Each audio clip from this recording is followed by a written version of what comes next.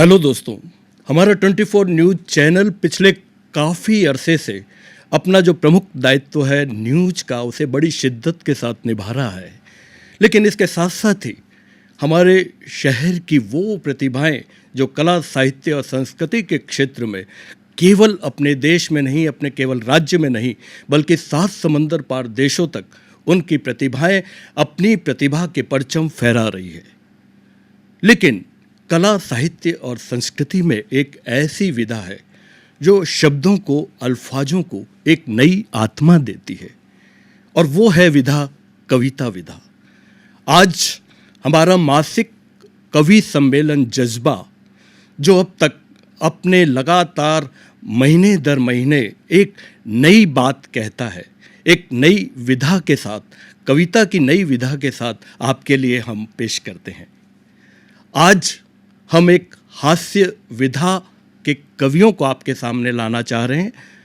जैसा कि आप जानते हैं कि हास्य व्यंग्य विधा एक ऐसी विधा है जो शब्दों को, अल्फाजों को अपने हैमर के साथ, अपने हथौड़े के साथ शब्दों को इस तरह दस्तक देती है, दिल पे दस्तक देती है कि बड़ी बड़ी बातें टेढ़े मेढ़े रास्तों से होकर भी सीधे आपके दिल पे दस्तक दे देते हैं।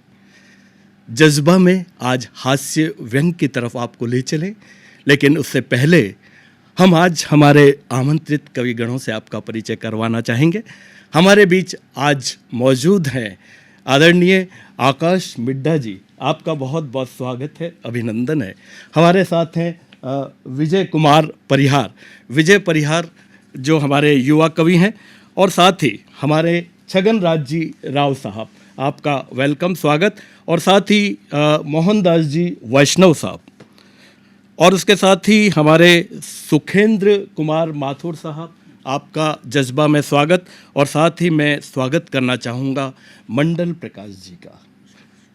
तो ये हमारे आज जज्बा में हास्य व्यंग की कविताओं से अपनी बात कहेंगे, गुदगुदाएंगे और एक नए अंदाज में अपनी बात कहेंगे।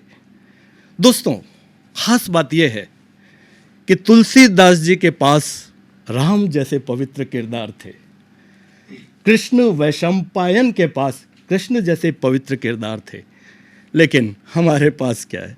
हमारे पास तो वही बातें, वही किरदार, कहीं जुल्फ़ों की बातें, कहीं पत्नी की बातें, कहीं नेता की बातें, या कुछ भी कह दें जो आसपास बिखरा पड़ा है, वो हमारी बातों में आ जाता है। आज हमारे साथ एक ऐसे क्षेत्र के कवि हैं, न्यायिक क्षेत्र के कवि। अब न्यायिक क्षेत्र की क्या बात करें? न्यायिक क्षेत्र का नाम आते ही आप सब लोग जानते हैं कि हमारे सामने एक वकील की छवि हमेशा पहले आती है। एक बात से मैं आज का कवि सम्मेलन शुरू करना चाहूँगा। हम जो आप जैसे हास्य व्यंग के कवि हैं, छोटी छोटी बातों में व्यंग निकाल लेते हैं। वो जब लक्ष्मण जी मूर्छित थे तो राम की गोदी में सो रहे थे, लेकिन बहुत कोशिश की और बहुत से अलग अलग चिकित्सकों को बुलाया गया, लेकिन जैसा कि आप उस कथा में जानते हैं क्या होता है, एक सामने से वानर सेना में से एक बंदर निकल के आया। उसने लक्ष्मण जी के कान में कुछ कहा। लक्ष्मण जी तुरंत उठ खड़े हुए। तो राम ने देखा कि इतनी कोशिश की जा रही है, तो पूछा, भैया कान में क्या कहा इस वानर ने?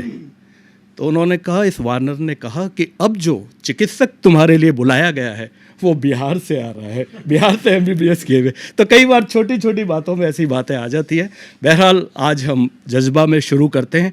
हमारे पहले कवि हैं आदरणीय मंडल प्रकाश जी। मंडल प्रकाश जी आएँ और अपनी कविताओं से हमें लाभान्वित करें। नमस्कार। 2 साल से कोरोना का महामारी का प्रकोप चल रहा था, पूरे भारत में था। जोधपुर, राजस्थान, कोई अछूता नहीं था, विदेशों में था। शादियाँ बहुत कम हो रही थी, उसमें भी आदमी सीमित थे। प्रशासन से परमिशन के बाद में 20 आदमी, 25, 50, इससे ज़्यादा बढ़ नहीं रहे थे। लोगों को दावत कम आ रही थी। फिर महामारी का प्रकोप थमा और दावत आनी शुरू हुई। तो कहते हैं ना कि शादी में जाते हैं दावत में कई सालों बाद, कई अरसे बाद, तो कई लोग तो बट निकालने के हिसाब से जाते हैं। आज चलो देखते हैं, इतने दिनों से बैठे थे दावत के बगैर, तो उसके लिए मैं आपको दावत पे एक मेरी कविता सुना रहा हूँ। ले जाइए, दावत की तरफ ले जाइए। दावत। मैं गया था किसी दावत में, मैं गया था किसी दावत में, लग रहा था जैसे किसी अदावत में, अरे लग रहा था जैसे किसी अदावत में, जैसे ही हाथ में उठाई एक प्लेट, जैसे ही हाथ में उठाई एक प्लेट, बेरा बोला लग जाओ भाई साहब लाइन में, अरे बेरा बोला लग जाओ भाई साहब लाइन में, क्योंकि आप हो गए हो आज लेट। घर से निकलते निकलते लेट हो गए थे थोड़े, क्योंकि आप हो गए हो आज लेट। मैं भी इतराया, एक डायलॉग उसे सुनाया, मैं भी इतराया, एक डायलॉग उसे सुनाया, कि जहाँ हम खड़े होते हैं लाइन वहाँ से शुरू होती है, कि जहाँ हम खड़े होते हैं लाइन वहाँ से शुरू होती है। तो बेरा बोला एकदम सही कहा साहब आपने, बेरा बोला एकदम सही कहा साहब आपने, कि जहाँ हम खड़े होते हैं लाइन वहाँ से शुरू होती है। तो बेरा बोला एकदम सही कहा साहब आपने, आप ही आगे खड़े हैं ये बगोले कर दो साफ, आप ही आगे खड़े हैं ये बगोले कर दो साफ, जो सबसे आगे पड़े हैं, आप ही सबसे आगे खड़े हैं ये बगोले कर दो साहब, जो सबसे आगे पड़े हैं। मौके का फायदा। मैं जल्लाया, जोर से चिल्लाया, मैं जल्लाया, बेरे पे जोर से चिल्लाया, अबे मैं दूल्हे के बाप का दोस्त हूँ, अबे मैं दूल्हे के बाप का दोस्त हूँ।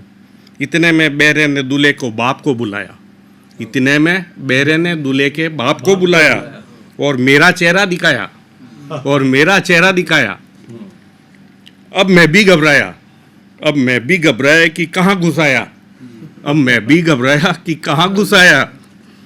दूल्हे का बाप बोला मेरे और कितने दोस्त आए हैं, दूल्हे का बाप बोला मेरे और कितने दोस्त आए हैं। बेरा बोला ये लाइन आपके दोस्तों की खड़ी है, बेरा बोला ये लाइन आपके दोस्तों की खड़ी है। दूल्हे के बाप ने मुझसे पूछा भाभी जी किधर खड़ी है, दूल्हे के बाप ने मुझसे पूछा भाभी जी किधर खड़ी है। मैंने कहा कि वो तो जिम कर घर में खाट पर पड़ी है, मैंने कहा वो तो जिम कर घर में खाट पर पड़ी है। दूल्हे का बाप बोला भाभी जी को भी आपके साथ ही रुक जाना था, दूल्हे का बाप बोला भाभी जी को भी आपके साथ ही रुक जाना था। बर्तन धोने का प्रोसीजर उन्होंने ही को था आपको बताना था, बर्तन धोने का प्रोसीजर तो उन्होंने ही आपको बताना था। मैंने बोला शर्मा जी आप इतने क्यों बौखला हैं, देखिए तो सही। मैंने बोला शर्मा जी आप इतने क्यों बौखला है, देखिए तो सही। मैंने बोला आप शर्मा जी आप इतना क्यों बौखला है, देखिए तो सही। आपके बचपन के मित्र आज आपके यहाँ दावत पर आए हैं, आपके बचपन के मित्र आपके यहाँ दावत पर आए हैं। शर्मा जी बोले कि वे हम इसलिए बौखला हैं क्योंकि आप बाहर बोर्ड पटे बिना सीधे अंदर आए हैं।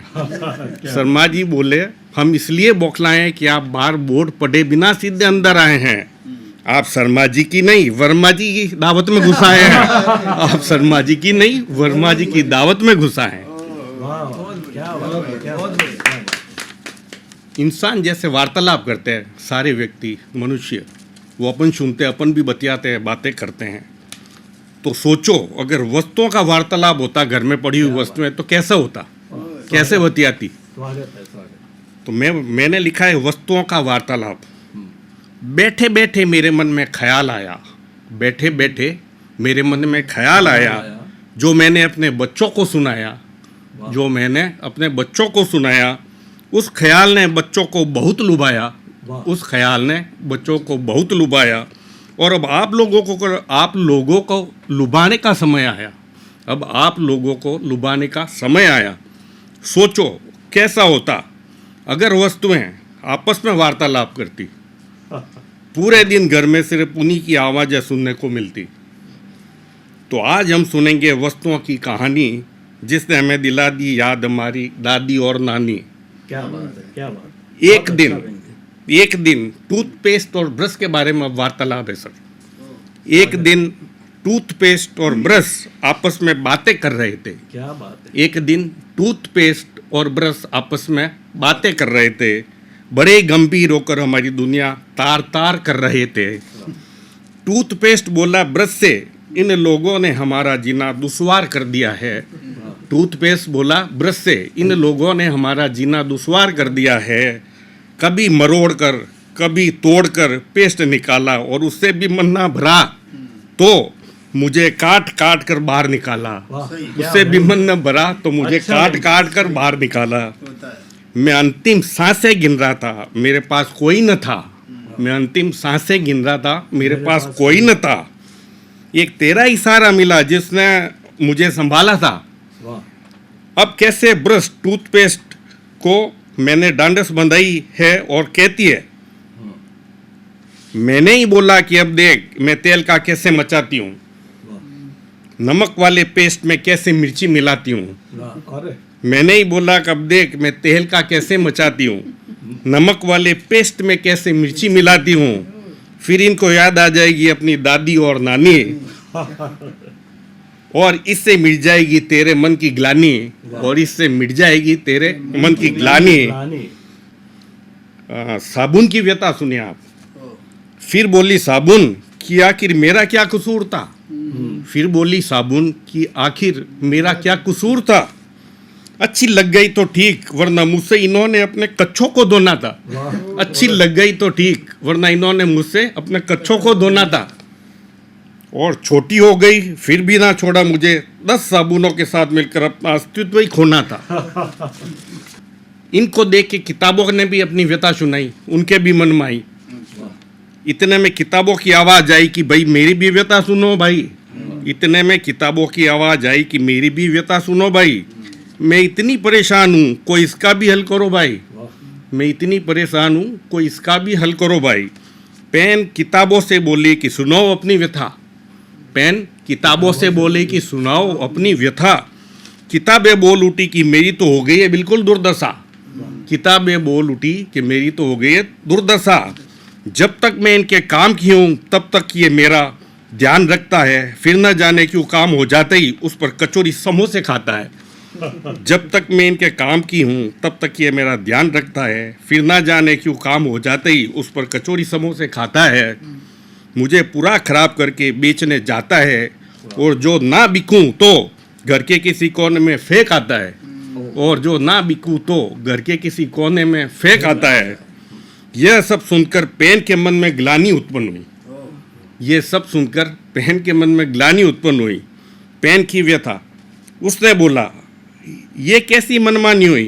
पेन बोले किताबों से, ये कैसी मनमानी हुई। तू चिंता ना कर, इनको मैं देख लूँगा, इस बात पर विश्वास कर। तू चिंता ना कर, इस बात पर विश्वास कर। अब आगे से देखता हूँ ये किसी किताब में कैसे लिखते हैं। अब आगे से देखता हूँ ये किसी किताब में कैसे लिखते हैं। जब तक मुझसे माफ़ी ना मांग ले, जीवन में आगे कैसे बढ़ते हैं। जब तक मुझसे माफ़ी ना मांग ले, जीवन में आगे कैसे बढ़ते हैं। ये सब सुनकर कुर्सी कोने में पड़ी इतराई। कुर्सी ने भी अपनी व्यथा सुनाई। कुर्सी की व्यथा यह सब सुनकर कुर्सी बोल उठी कि मेरी क्या गलती थी, मेरा अपंग हो जाना ही इंसानों को गलती थी। मेरी क्या गलती थी, क्या मेरा अपंग हो जाना ही इंसानों को गलती थी। मुझे घर के और बाहर के मोटे पतलों ने सभी ने इस्तेमाल किया। मुझे घर के और बाहर के मोटे पतले सभी ने इस्तेमाल किया, और उनके बाहर से अपंग हो गई तो कचरे के घेर में फेंक दिया। और उनके बाहर से अपंग हो गई तो कचरे घर में फेंक दिया। आखिर वो मेरा भी घर था, क्यों मुझे बेघर करने का ठान लिया। आखिर वो मेरा भी घर था, क्यों मुझे बेघर करने का ठान लिया। अब इनके सपने में भूत बनकर आऊँगी। अब इनके सपने में भूत बनकर आऊँगी। ऐसा विचार मैंने अपने मन में ठान लिया। ऐसा विचार मैंने अपने मन में ठान लिया। इतने में ही ख्याल टूट गया, क्योंकि बीबी ने मारा एक पीछे से बल्ला। बोली काम नहीं करते हो एक देला, और बच्चों को भी बना रहे हो निठल्ला। धन्यवाद। कई बार बातों ही बातों में यही तो व्यंग्य है, और इस व्यंग से जो हास्य निकलता है वही व्यंग्य करता है। तो बहुत अच्छे व्यंग से शुरुआत की है। दोस्तों, एक हमारे सोसाइटी में कई बार आप देखते हैं आजकल सोशल मीडिया का ज़माना है, तो कभी कभी ऐसे विज्ञापन आते हैं कि जो लुभाते भी हैं, खलते भी हैं। एक विज्ञापन जो आजकल अक्सर आता है वो आता है जो मकान बेचने वाले लोगों का। मकान बेचने वाले क्या क्या किस किस तरह से आकर्षित करते हैं वो तो आप जानते हैं। 3 BHK, 2 BHK, 1 BHK, fully furnished, आइए अपने सपनों का मकान बनाइए। तो उस मकान बेचने वाला जब ये बातें करता है कि फैलेगा दाना फैलाएगा दाल, फैलेगा दाना फैलाएगा दाल, सोचो कि कैसे करूं, सोचता है कि कैसे करूं मुर्गी हलाल। आए सकूनी को भी जो चाल ना समझ में, वही चाल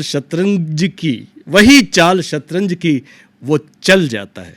लेकिन आज हमारे बीच एक ऐसे कवि हैं जो बेचते तो मकान हैं या मकान बेचने वालों का काम करते हैं, बड़ी कुशलता से मैनेजमेंट करते हैं और बहुत सी कंपनियों का उन्होंने मैनेजमेंट किया है। लेकिन कविता तो तभी होती है जब एक संवेदनशील दिल हो और एक ऐसी आँख हो जो व्यंग्य ढूंढ ले, हास्य ढूंढ ले। तो उनके आसपास इतना हास्य व्यंग्य फैला हुआ है। मैं आमंत्रित करता हूँ हमारे बीच एक ऐसे कवि सुखेंद्र कुमार जी माथुर जो बड़े संवेदनशील हैं और छोटी छोटी बातों में व्यंग्य ढूंढ लेते हैं। सुखेंद्र जी माथुर।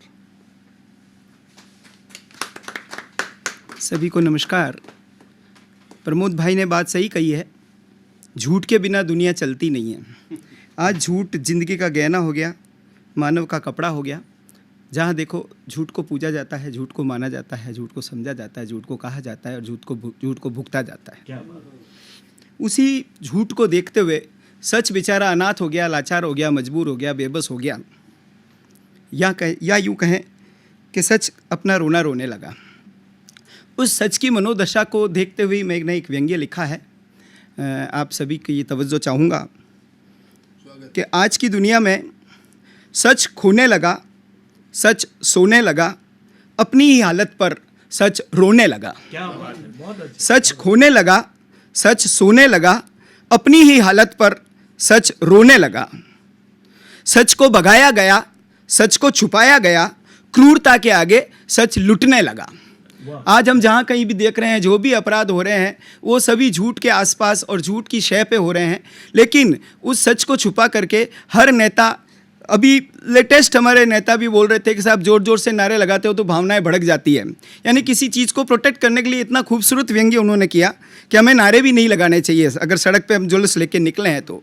यानी सच को सताया गया, सच को सुलाया गया, अपने को फ़ायदा मिले इसलिए सच को तड़फाया गया। सच को मान सम्मान नहीं मिलता है आज के ज़माने में, सच बेचारा रोता रहता है। सच कलयुग में खो गया है, सच सचमुच अनाथ हो गया है, हितैषी नहीं कोई सच का, आज सच तार तार हो गया है, आज सच तार तार हो गया है। सच के बाद अगर आदमी सच्चाई पे रहता है तो ये तय है कि उसके गले में जीत का हार जरूर आता है। हमें सच का राह नहीं छोड़ना चाहिए। इसी संदर्भ को लेते हुए मेरा दूसरा व्यंग्य ये है कि हार एक ऐसा शब्द है, अगर कोई गले में डाले तो जीत का प्रतीक है और हार गले पड़ जाए तो आपके दुखी होने का द्योतक है। क्या बात है, सही है। तो इस हार को मैं चाहूँगा अगर मेरी कविता पसंद आ जाए तो मेरे गले पड़े वाला हार होगा, और नहीं पसंद आए तो मैं एक हारा हुआ हार होगा। मंजूर है। हारने पर हिम्मत हार जाए तो हार पीछा नहीं छोड़ती। क्या बात है। हारने पर अगर हिम्मत हार जाए तो हार पीछा नहीं छोड़ती, जीतने पर भी हमारे गले पड़े हार साथ कभी नहीं छोड़ती। जीत जाए और हमारे गले हार पड़ जाए तो वो फिर साथ कभी नहीं छोड़ता। हमारा आत्मविश्वास बढ़ता जाता है और हम ऊंचाइयों के परचम लहराते फिरते हैं। एक हार जिंदगी है और एक हार में जिंदगी है। हमें तय करना है हम कौन सी जिंदगी जिएं। एक हार ही जिंदगी है, एक हार में जिंदगी है, एक हार बंदगी है तो एक हार शर्मिंदगी है। हमें हार तय करनी है, कौन सी हार हम तय करें। एक हार की महक जोश दिलाती है, एक हार की मायूसी रोग लगा देती है। तो ये जोश हमेशा कायम रहे तो एक रोगी भी भोगी बन जाता है। एक हार की पीड़ा संघर्ष सिखलाती है, एक हार की खुशी मदमस्त कर देती है। जीत का हार अंतिम पड़ाव है। अगर हम जीत जाएं तो वो हमारे आखिरी है, क्योंकि वो नतीजा आ गया। जीत का हार अंतिम पड़ाव है, हार का वार पुनः एक आगाज है। अगर हम हार गए तो फिर से शुरू हो जाए हम। एक हार सहरा बना देती है, एक हार सहरा बना देती है, एक हार चेहरा छुपा देती है। जीत के हार जोश भर देते हैं, हार में हम होश कायम रखते हैं। जीत के हार प्रेरणा देते हैं, हार से हम सबक लेते हैं। हार को जीवन का अंग बना लें, खुश होकर गले से उसको लगा लें, तभी आपकी हार आपके गले में पड़ा हारी आपको खुशियां देगा। मेरा तीसरा व्यंग्य एक गजल के रूप में है।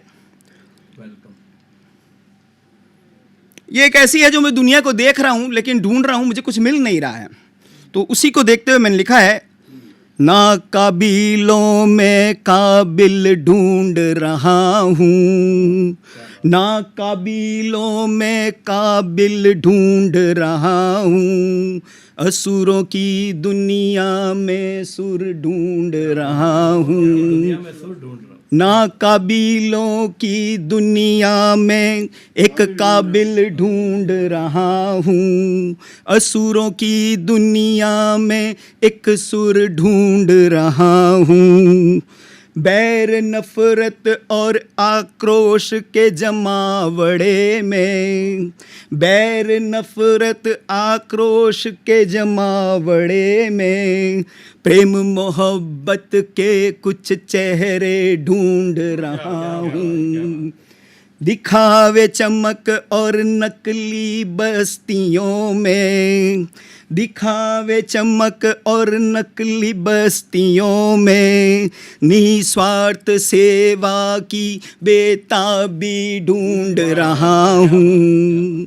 बुरी खबर आग की तरह फैल रही है, बुरी खबर आग की तरह फैल रही है, अच्छी बातों के रेंगते निशान ढूंढ रहा हूँ, अच्छी बातों के रेंगते निशान ढूंढ रहा हूँ। हमारे गम पर खिलखिलाते हैं जो यारों, हमारे गम पर खिलखिलाते हैं जो यारों, रोती हुई उन पलकों पे एक हंसी ढूंढ रहा हूँ। ना काबिलों में काबिल ढूंढ रहा हूँ। एक शायर की दास्तां नहीं ये किस्सा है सबका, एक शायर की दास्तां नहीं ये किस्सा है सबका। ठहरे हुए इस समंदर में, ठहरे हुए इस समंदर में, एक नदिया ढूंढ रहा हूँ, ढूंढ रहा हूँ, ढूंढ रहा हूँ, ढूंढ रहा हूँ, ढूंढ रहा हूँ, ढूंढ रहा हूँ। दोस्तों, अगर कोई कवि ब्राह्मण हो और कविता पढ़ रहा हो और पीछे अगर भोजन लग जाए तो वो उसके लिए सबसे बड़ी सजा है। लेकिन चूंकि कवि है तो बड़े बड़े गमों में, बड़ी बड़ी तकलीफ़ों में मुस्कुराहट ढूंढ लेता है। और अगर वो कवि हास्य व्यंग का कवि है और साथ में अगर शिक्षक है और शिक्षक के साथ साथ एक रंगकर्मी भी है तो बड़ी बड़ी बातों को अपनी मुस्कुराहट में ढक लेता है। हमारे बीच आज एक ऐसे ही शिक्षक, रंगकर्मी और बहुत सारी विधाओं में पारंगत हैं। छोटी छोटी बातों में व्यंग ढूंढ लेते हैं और कभी भी उनके मुस्कान देखकर यह नहीं लगता कि वो क्या सोच रहे हैं, और यही तो हास्य व्यंग है। तो ऐसे ही हमारे आदरणीय कवि मोहनदास जी वैष्णव साहब को मैं बुलाता हूं कि वे आएं और अपना काव्य पाठ करें। धन्यवाद प्रमोद भाई। जैसा कि सिंघल साहब ने बताया, व्यवसाय से शिक्षक हूँ, बच्चों के बीच में रहता हूँ, और ये कोरोना काल के बाद अभी नए सिरे से स्कूल शुरू हुए हैं, तो बच्चों में एक एडजस्टमेंट करने में थोड़ी सी परेशानी हो रही है। एक बच्चा अपने मन में इन हालात को लेकर क्या सोच रहा है और वो मुझसे कौन से भाव मेरे सामने रख रहा है, एक हास्य रचना के माध्यम से मैं उसके भाव आपके समक्ष रख रहा हूँ कि आज के दिन पर सुन लो सर जी मेरी बात, फनवर्ल्ड में स्कूल लगवाओ, झूलों पर मेरी क्लास। आज के दिन पर सुन लो सर जी मेरी बात, फनवर्ल्ड में स्कूल लगवाओ, झूलों पर मेरी क्लास। बहुत सुन लिया अब न सुनेंगे फटे ड्रम के बोल, प्रेयर में गिटार बजवाओ हम करेंगे रॉक एंड रोल। पीरियड रखो सर जी 2, इंटरवल हो जिसमें 10। पीरियड रखो सर जी 2, इंटरवल हो जिसमें 10। हर पीरियड में खाना पीना सर जी इतना कर दो बस। आइसक्रीम दो इंटरवल में, पिज्जा बर्गर टॉफी। आइसक्रीम दो इंटरवल में, पिज्जा बर्गर टॉफी। शोर करेंगे हम बच्चे तो आप दे देना माफी। क्लास वर्क दो मैडम जी को, क्लास वर्क दो मैडम जी को, हमें खिलाओ सर जी खेल। आप तो बन जाओ इंजन, हम पीछे बन जाएं रेल। आज के बच्चे हैं ना। छुट्टी जल्दी किया करो सर, छुट्टी जल्दी किया करो सर, और होमवर्क से करो आज़ाद। छुट्टी जल्दी किया करो सर, होमवर्क से करो आज़ाद। फिर वो बच्चा क्या कह रहा है देखिए, वापस सीरियस हो रहा है कि छुट्टी जल्दी किया करो सर, होमवर्क से करो आज़ाद। बुरा न मानो अच्छे सर जी, मैंने तो बस किया मजाक। बहुत अच्छे, अच्छा। इस बाल भाव के बाद एक व्यंग्य आपके सामने रख रहा हूँ। जैसा कि सिंघल साहब ने अभी व्यंग्य के कुछ विषय, चिर परिचित विषय आपको बताया था। पत्नी भी होती है, नेता लोग भी होते हैं, तो नेताओं पर मैंने भी एक व्यंग्य किया है और इसका शीर्षक है सियासतदां। कि पेट भर गया है, आओ भुखमरी पर बात करते हैं। पेट भर गया है, आओ भुखमरी पर बात करते हैं। हम सियासतदां हैं हुजूर, ऐसे ही सियासत करते हैं। हमारी कोशिश है कि ये गरीबी, ये मुफलिसी कहीं ना रहे। हमारी कोशिश है कि ये गरीबी, ये मुफलिसी कहीं ना रहे। अब ये ना पूछना कि गरीब कल्याण योजना से किसके घर भरते हैं। हम सियासतदां हैं हुजूर, ऐसे ही सियासत करते हैं। चुनावों के वक्त अमन पर हमारा खासम खास ध्यान रहता है। केवल चुनाव के वक्त, चुनावों के वक्त अमन पर हमारा खासम खास ध्यान रहता है। पता नहीं फिर भी लोग क्यों दंगा फसाद करते हैं। चुनावों के वक्त अमन पर हमारा खासम खास ध्यान रहता है। पता नहीं फिर भी लोग क्यों दंगा फसाद करते हैं। हम सियासतदां हैं हुजूर, ऐसे ही सियासत करते हैं। शराब जहर है, इसके सख्त खिलाफ है हमारी विचारधारा। शराब जहर है, इसके सख्त खिलाफ है हमारी विचारधारा। सड़क चौराहों पर रोज खुल रहे ये ठेके हमें बड़ा अखरते हैं। हम सियासतदां हैं हुजूर, ऐसे ही सियासत करते हैं। ध्यान दीजिएगा कि साइकिल से स्कूटर और स्कूटर से कार तक बड़ा मेहनती सफ़र है। साइकिल से स्कूटर और स्कूटर से कार तक बड़ा मेहनती सफ़र है। कई मुकदमे झेल कर मुश्किल फॉर्च्यूनर में चढ़ते हैं। हम सियासतदां हैं हुजूर, ऐसे ही सियासत करते हैं। और हमसे सुरक्षित कोई ठिकाना नहीं बहन बेटियों का। हमसे सुरक्षित कोई ठिकाना नहीं बहन बेटियों का। ये दुष्कर्म के किस्से तो लोग खामोखाम ही गढ़ते हैं। हम सियासतदां हैं हुजूर, ऐसे ही सियासत करते हैं। ये टोल, ये बेशकीमती ज़मीनें, ट्रांसफ़र्स और ये PWD के ठेके। ये टोल, ये बेशकीमती ज़मीनें, ट्रांसफ़र्स और ये PWD के ठेके सब जन सेवा है। न जाने क्यों लोग इनमें हमारा नाम धरते हैं। हम सियासतदां हैं हुजूर, ऐसे ही सियासत करते हैं। अब एक छोटा सा व्यंग्य और आपको खास करके काव्य रचनाओं को लेकर कि आज की कविता किस मोड़ पर जा रही है। इस कविता के माध्यम से आप बहुत कुछ जानेंगे कि अब कविता भी अपना रंग बदलने लगी है। शीर्षक है मैं आज की कविता हूँ। समय के मुताबिक चलने लगी हूँ, समय के मुताबिक चलने लगी हूँ। जी हाँ, मैं आज की कविता हूँ, अब मैं भी बदलने लगी हूँ। था एक समय कि मैं खरा सच ही लिखा करती थी। था एक समय कि मैं खरा सच ही लिखा करती थी, पर अब नाप तोल कर लिखने लगी हूँ। जी हाँ, मैं आज की कविता हूँ, अब मैं भी बदलने लगी हूँ।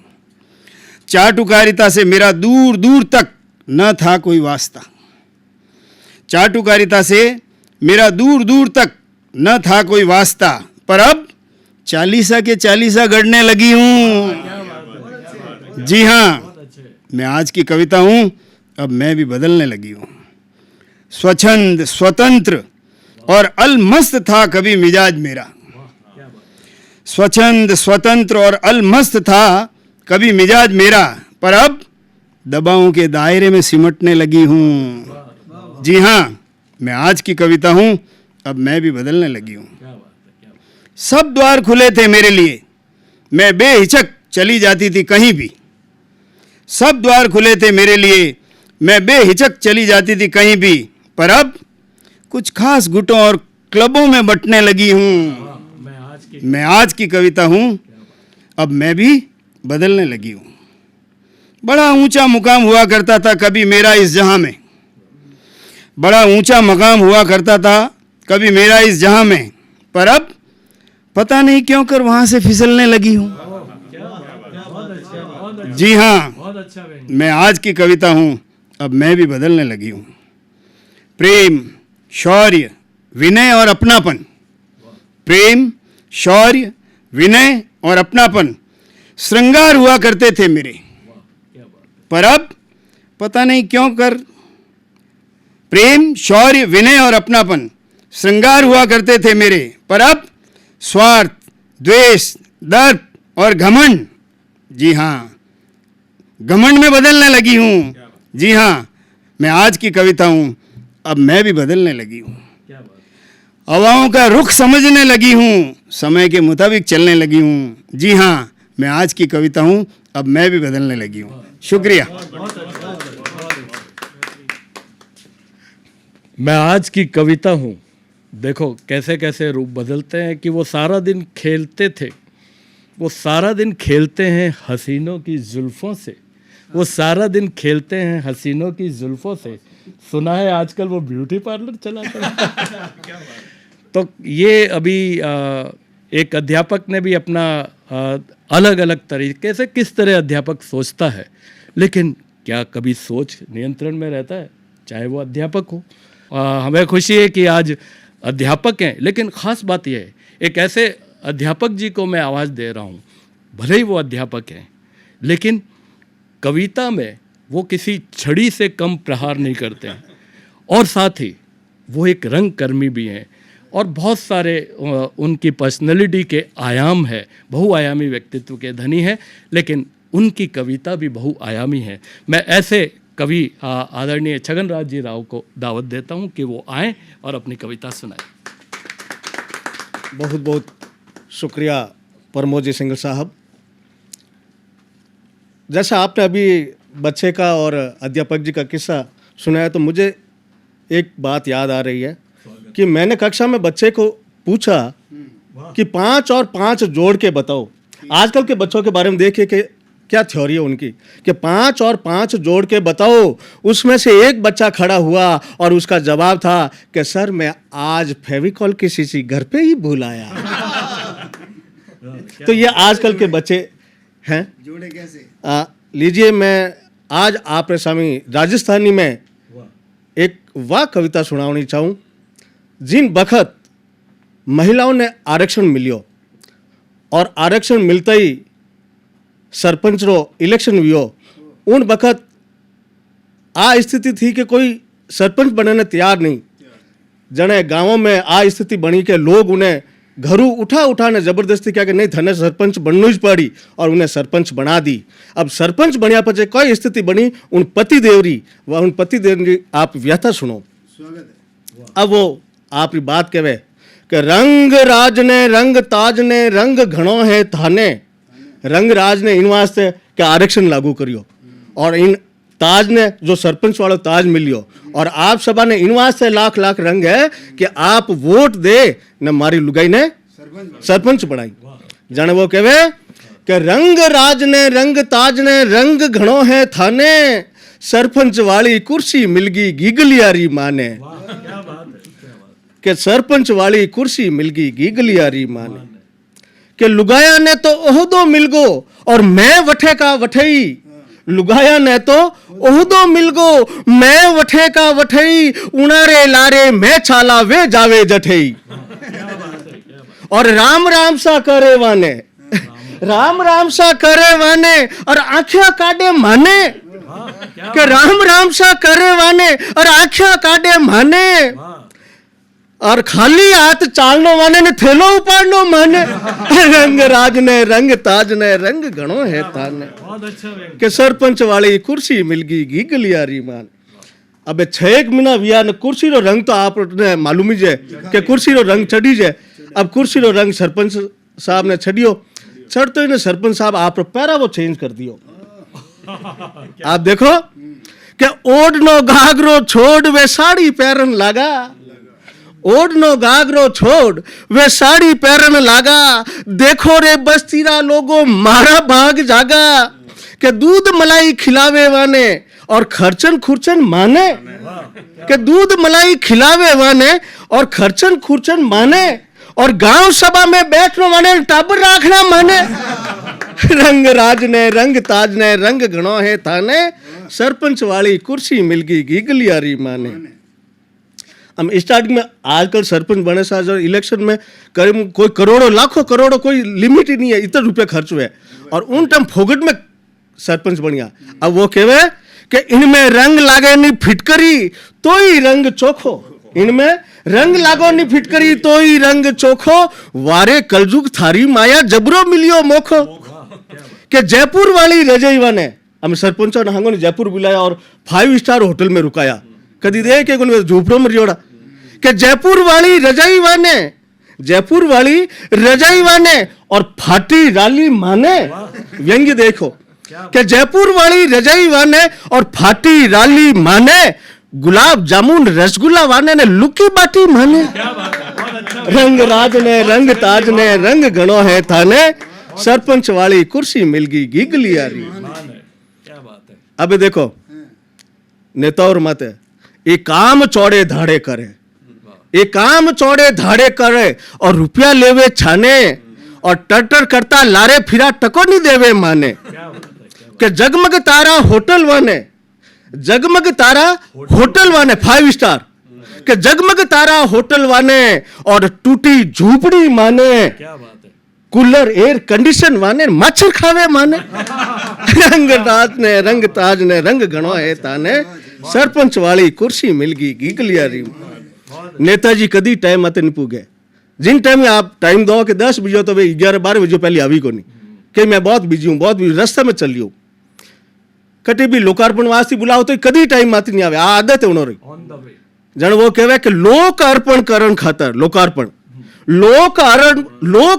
करण खातर ए जावे मोड़ा मोड़ा लोक अर्पण करण खातर ए जावे मोड़ा मोड़ा और फिर बठे जाने कहवे मैं आया दौड़ा बहुत बिजी था सा आप न्योतर हिसाब में आयो कि लोक अर्पण करण खातर जावे मोड़ा मोड़ा फिर बठे जाने कहवे मैं आया दौड़ा और लाल फीतो काटनो वाने और थाली पकड़नी माने लाल फीतो काटनो वाने और थाली पकड़नी माने झूठो भाषण देनो वाने ने ताली बजावनी माने रंग राज ने रंग ताज ने रंग घणो है थाने सरपंच वाली कुर्सी मिल गई गीगलियारी मान अबे एक छोटी सी रचना है जिको दृश्य आप सभी देखो इन दुनिया में मारे मन में देखने विचार आयो जन में आप पंक्ति लिखी कि इंद्रो काई हुवेला हाल इंद्रो काई हुवेला हाल देश री गद्दी ने पूरबरी चाल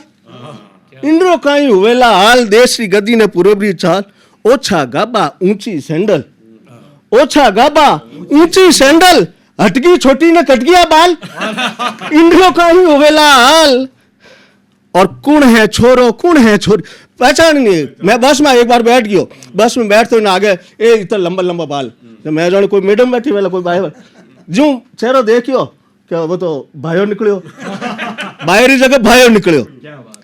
तो इन वास्ते आजकल ये समय ना हाथ परिवर्तन है।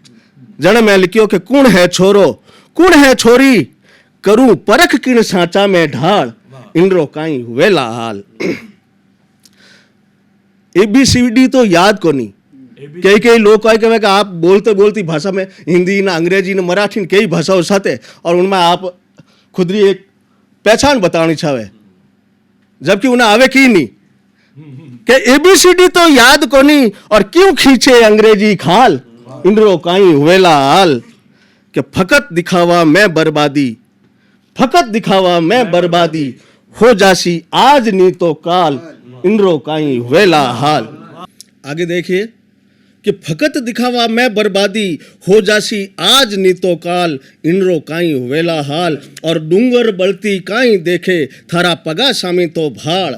कि पिज्जा बर्गर चाउमीन खावे, पिज्जा बर्गर चाउमीन खावे, भावे न गर्रा रोटी दाल, इंद्रो काई वेला हाल। और दूजारी पंचायती छोड़ घर परिवार ने थू संभाल, दूजारी पंचायती छोड़ घर परिवार ने थू संभाल। और लास्ट की पंक्तियां सुनो कि कठे लोक लाज अर मुरजाद, ओ है मारो एक ही सवाल, इंद्रो काई हुवेला हाल, देश री गदी ने पूरबरी चाल। एक छोटी सी गजल आप सामी किन्नी कोई होवे तो आगो बढ़वा दे। अब वो मैं रदीप रूप में काम लिया हूं कि आगो बढ़वा दे, कि नाजो गो अर खोटो आगो बढ़वा दे, बिन पेंदारो लोटो आगो बढ़वा दे। और कितरो ही समझाओ वो नहीं समझेला, कितरो ही समझाओ वो नहीं समझेला, बेजो उनरो भूटो आगो बढ़वा दे। और आगलो शेर है कि गोली माथे गोली टिक नहीं पाई है, गोली माथे गोली टिक नहीं पाई है, और मन कर ले थू मोटो आगो बढ़वा दे। और आगरो सेल है कि खुदरे कर्मासु खुद ही मर जावेला, खुदरे कर्मासु खुदरे कर्मासु खुद ही मर जावेला, क्यों ठोके रे होटो आगो बढ़वा दे। और आगलो शेर है कि गलती करतो जावे पण बच जावे यूं, गलती करतो जावे पण बच जावे यूं, ओहे थासू छोटो आगो बढ़वा दे। और आगी पाछी करवारी इनरी आदत, आगी पाछी करवारी इनरी आदत, घूमे इनरो घोटो आगो बढ़वा दे। और शेर मकतो है कि छगनासू सब तोड़ी यारी इन खातर, छगनासू छगनासू सब तोड़ी यारी इन खातर, रुपया रो है टोटो आगो बढ़वा दे। तो दोस्तों आगो बढ़वा दे। अब कई बार एक ऐसे प्राणी होते हैं जो आगो बढ़वा दे इस पे जारी नहीं रह सकते, इस ट्रैक पे नहीं चल सकते। वो हैं हमारे रंगमंच के अभिनेता। उनमें दो खासियत होती हैं, वो लाभ भी देखते हैं हानि भी देखते हैं। लाभ ये देखते हैं कि अगर यंग है और अगर उसके कई नैन लड़ जाएं तो उसका अभिनय कई बार, लेकिन शर्त यह है कि उनका जो प्ले है वो देखने आना चाहिए, तो बड़ा आसान हो जाता है। लेकिन उसमें एक तकलीफ़ है, जब वो प्ले देखने आती हैं माशुका तो उनके नयन संवाद को भूल जाते हैं, केवल माशुका तक रहते हैं। तो ये बड़ी बड़ी प्रॉब्लम है। हमारे साथ ऐसे ही हमारे यंग और डायनेमिक अभिनेता हैं। वो एक बहुत अच्छे अभिनेता के साथ साथ बहुत अच्छे कवि भी हैं। विजय कुमार परियार हमारे साथ हैं। मैं उनको दावत देता हूं कि वो आए। बहुत बहुत शुक्रिया प्रमोद सर का यहाँ बुलाने के लिए। आप सभी अग्रज बैठे हैं, मेरे यहाँ मेरे टीचर आकाश सर भी हैं इधर। तो जैसा कि सर ने कहा कि माशुका के बारे में, तो उसी से कुछ शुरू करते हैं कि आजकल बहुत सारी बीमारियां फैल रही है जो कि नहीं फैलनी चाहिए, पर एक ऐसी बीमारी जो फैलनी चाहिए पर नहीं फैल रही है, तो हम उसके ऊपर आज बात करेंगे कि जिसके आगे पूरी दुनिया हारी, जिसके आगे पूरी दुनिया हारी, एक दिन हमको भी लग गई वो बीमारी। जिसके आगे पूरी दुनिया हारी, एक दिन हमको भी लग गई वो बीमारी। बीमारी क्या थी? पूरी महामारी थी। बीमारी क्या थी? पूरी महामारी थी। सामने एक हसीना थी जिसकी नज़रें बहुत भारी थी। सामने एक हसीना थी जिसकी नज़रें बहुत भारी थी। फिर हमने भी खोला दिल को कुछ ऐसे जैसे खोली किसी ने पुरानी अलमारी। निकाल फेंका सारा कबाड़ और सजाई उसकी तस्वीरें सारी। निकाल फेंका सारा कबाड़ और सजाई उसकी तस्वीरें सारी। हालांकि स्पीड सरकारी फाइल सी थी, पर फिर भी बात आगे बढ़ती रही हमारी। और कुछ यूँ चला रिश्वत का दौर भी, कभी फूल कभी चॉकलेट कभी फिल्म, कभी फिल्म तो कभी लंच या डिनर। ऐसी रिश्वतें देके हमने बढ़ाई अपनी इश्क के मुकदमे की सुनवाई। फिर आया वो दिन जब फैसला सुनाया गया। जाहिर है किस्मत से फिर धोखा ही खाया गया। उसने आकर मेरे हाथ में अपनी शादी का कार्ड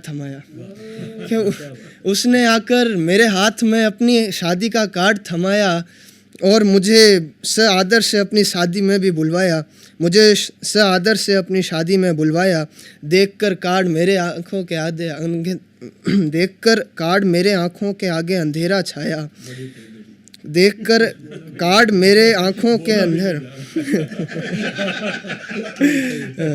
अब माशूका किसी और के साथ शादी करे तो देखकर कार्ड मेरी आंखों के आगे अंधेरा छाया। खुद को बहुत मजबूर, बहुत बेबस पाया। अब और कर भी क्या सकते हैं? खुद को बहुत बेबस पाया। आंखों में गंगा जमुना भी अब बेचैन होने लगी थी। फिर किसी तरह से उन्हें बहलाया, फुसलाया, ललचाया और अंधर ही ठहराया। अब ललचाया तो फिर उसी की शादी में उन्होंने एक नई हसीना से मिलवाया। फिर निकाल फेंके हमने सारे कबाड़ और नई तस्वीरों को सजाया। फिर एक बार इस तरह से खुद को महामारी के करीब ले आया। मैं खुद को फिर इस तरीके से महामारी के करीब ले आया। और एक है कि आजकल बहुत चल रहा है, डिजिटल इंडिया है, तो सबको स्मार्ट वर्क करना चाहिए। अब स्मार्ट वर्क मेहनत भी होती है और दिमाग से भी होता है, पर आजकल लोग दिमाग पर बहुत ज़्यादा जोर देते हैं। तो उसी को सोचकर कुछ विचार थे जिनको पिरोने की कोशिश की है कि अब संसार में बड़ा बनना सिर्फ उम्र से ही हो जाता है।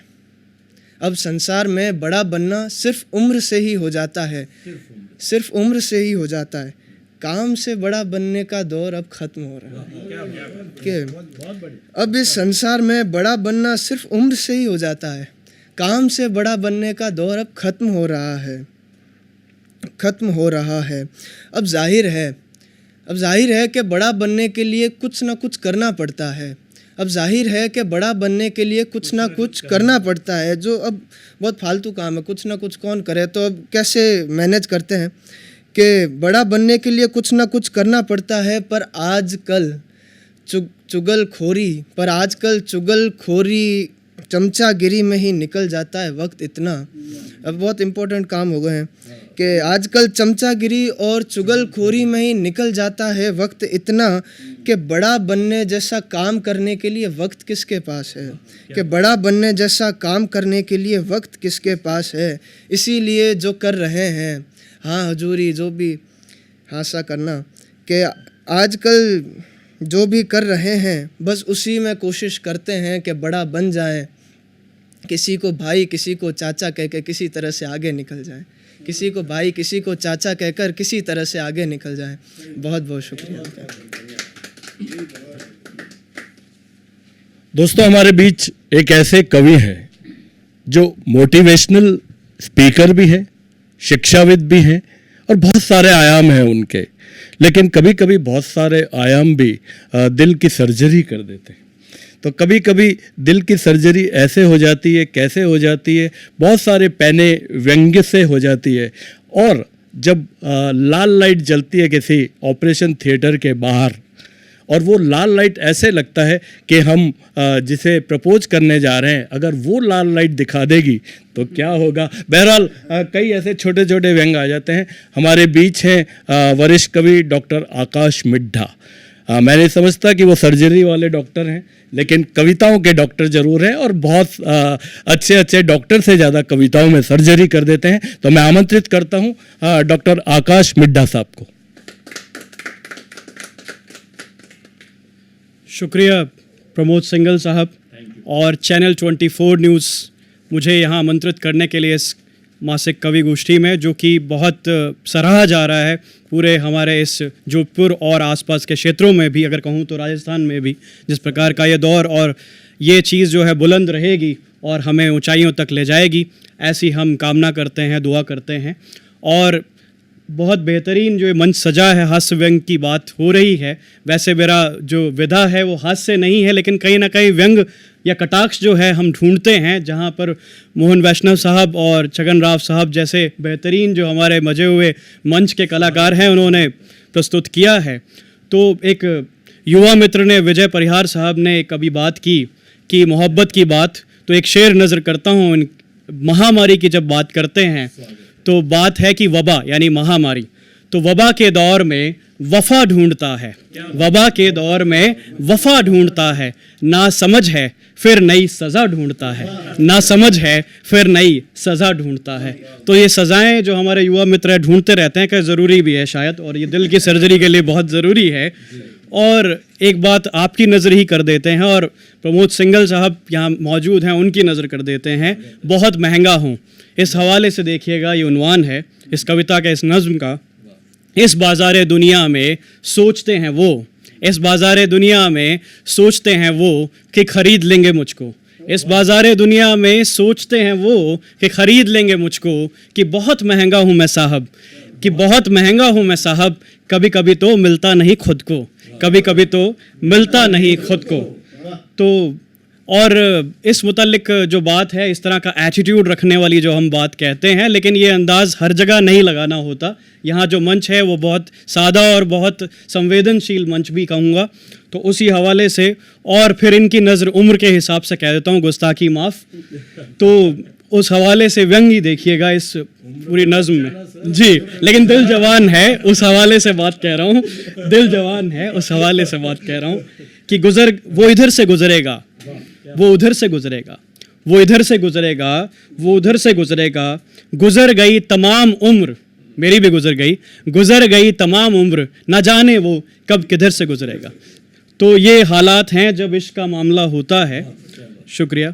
और एक बात और आती है, कई बार ये युवा मित्र या कहें कई लोग ऐसे भी होते हैं जहाँ पर बात ये हो जाती है कि हमें पहचानने से इनकार कर देते हैं। तो उन्वान है कविता का, बड़े अच्छे लोग हैं।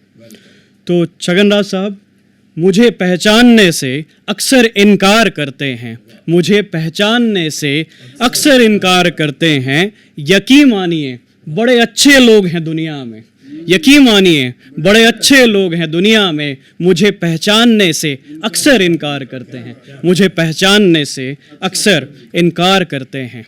और अगर कटाक्ष और व्यंग की और तंज की अगर बात करें, जो जहालत, जो अज्ञानता है, उस हवाले से उन्वान जो है जहालत, तो हर शख्स को साफ शफाफ मानता हूँ मैं, हर शख्स को साफ शफाफ मानता हूँ मैं, देखो तो जहालत मेरी, देखो तो जहालत मेरी, दुनिया को कितना कम जानता हूँ मैं, दुनिया को कितना कम जानता हूँ मैं।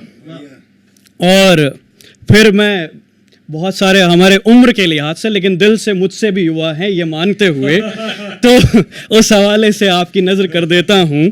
सुना तो होगा आपने, इश्क के रास्ते में होते हैं खतरे बहुत, सुना तो होगा आपने कि इश्क के रास्ते में होते हैं खतरे बहुत। और बतौर ख़ास प्रमोद साहब की नज़र, क्योंकि ये बात इस तरह की बार बार लेकर आ रहे हैं, सुना तो होगा आपने कि इश्क के रास्ते में होते हैं खतरे बहुत, और हो जाए इस उम्र में गरिश्क, और हो जाए इस उम्र गरिश्क, तो होते हैं चर्चे बहुत, तो होते हैं चर्चे बहुत। और बात ये भी आती है, अगर लड़के ज़्यादातर ऐसा खैर एटीट्यूड नहीं दिखा पाते अपना, तो हर बार तुम्हारा कॉल उठाऊं मैं, हर बार तुम्हारा कॉल उठाऊं मैं कि यार इतने भी तुम खास नहीं, बुरा तो लगता है मुझे भी बातों का, बुरा तो लगता है मुझे भी बातों का। आदमी हूं फरिश्ते की जात नहीं, आदमी हूं फरिश्ते की जात नहीं। और कुछ अगर इजाज़त हो तो थोड़ी सी बात और अपनी कुछ पंक्तियों से रखना चाहूँगा, और ये अगेन युवा मित्रों की नज़र करना चाहूँगा फिर से एक बार। ध्यान जो हमारा, ध्यान लगाने की बात भी हम करते हैं, लेकिन आजकल हमारा ध्यान जो है भटकता ज़्यादा है, लगता कम है। ये आज का दौर है, तो ध्यान जो उन्वान है, एक नज़र देखा है उसने। व्हाट्सएप के हवाले से देखिएगा इस पूरी बात को, जो मैसेज आप पढ़ते हैं आजकल।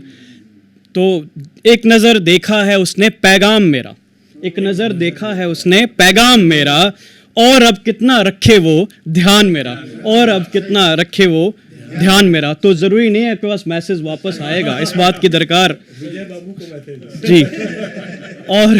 और जो आज के दौर की फिर कहीं हमने गीत भी सुने होंगे कि पल भर की दिल लगी है, इस तरह का।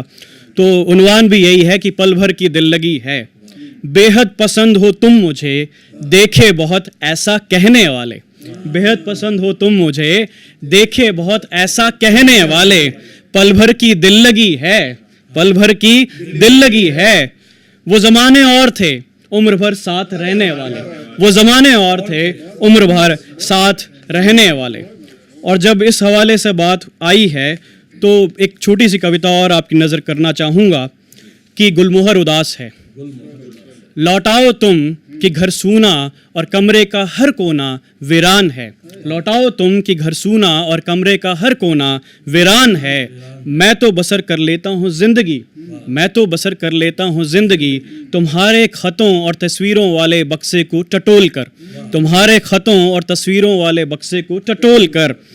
पर घर के बागीचे में लगा गुलमोहर उदास है, पर घर के बागीचे में लगा गुलमोहर उदास है। और शिक्षक हूँ, उस हवाले से अगर बात करूँ तो ये पंक्तियाँ ज़रूर नज़र करना चाहूँगा, बहुत सारे हम में से शिक्षक भी हैं। तो पुरानी किताब हूँ उन्वान है, यूँ तो नई जिल्द में पुरानी किताब हूँ, यूँ तो नई जिल्द में पुरानी किताब हूँ। पर सवालों के जवाब में, पर सवालों के जवाब में आज भी लाजवाब हूँ, पर सवालों के जवाब में आज भी लाजवाब हूँ। शिक्षक हमेशा ही रहता है मेरे हिसाब से, क्योंकि ये युवा साथी होते हैं हमारे साथ। और ज़्यादा समय ना लेते हुए इस कविता कवि गोष्ठी के, कवि सम्मेलन के अंतिम पड़ाव पर ले जाते हुए, और ऐसा मुलाकातों का सिलसिला जो बनता रहेगा, उस हवाले से बात कहना चाहूँगा कि धीरे धीरे होगा असर मेरी बातों का, धीरे धीरे होगा असर मेरी बातों का, गर सिलसिला जारी रहा मुलाकातों का, गर सिलसिला जारी रहा मुलाकातों का। इस हवाले से चैनल 24 न्यूज़ को सुनने वाले सभी श्रोताओं का शुक्रिया करता हूं, और चैनल 24 न्यूज़ और हमारे सूत्रधार कार्यक्रम के प्रमोद सिंगल साहब का हृदय से शुक्रगुजार हैं हम सब। शुक्रिया। अगर मैं तुझको देखूं तो जमाना रूठ जाता है, अगर मैं तुझको देखूं तो जमाना रूठ जाता है, नए पाने के चक्कर में पुराना रूठ जाता है। लेकिन हमारा जो जज्बा कवि सम्मेलन है वो तो यही कहते हुए आपसे विदा चाहेगा कि मुस्कुराओ कि जिंदगी लौटे, मुस्कुराओ कि जिंदगी लौटे, होठों पर जम गए हैं वो सन्नाटे, कुछ किया जाए कि मुस्कुराहट लौटे, कुछ किया जाए कि हंसी लौटे। क्या तो हमारे जज्बा में आज हमारे सभी कविगणों ने जो मुस्कुराहट दी है, और मुस्काने ही मुस्काने में जो व्यंग दिए हैं, जो कटाक्ष दिए हैं, वो हमारे समाज में आसपास बिखरे हुए हैं। तो जज्बा कवि सम्मेलन में मैं 24 न्यूज़ चैनल की तरफ से हमारे सभी आदरणीय कविजनों का बहुत बहुत शुक्रिया अदा करता हूं कि आपने अपनी कविताओं से हमारे श्रोताओं को गुदगुदाया, हमारे दर्शकों को गुदगुदाया, और इसी तरह हम मिलते रहेंगे। बहुत बहुत शुक्रिया और बहुत बहुत इजाज़त 24 न्यूज़ चैनल की तरफ से इस जज्बा कवि सम्मेलन में। शुक्रिया, धन्यवाद।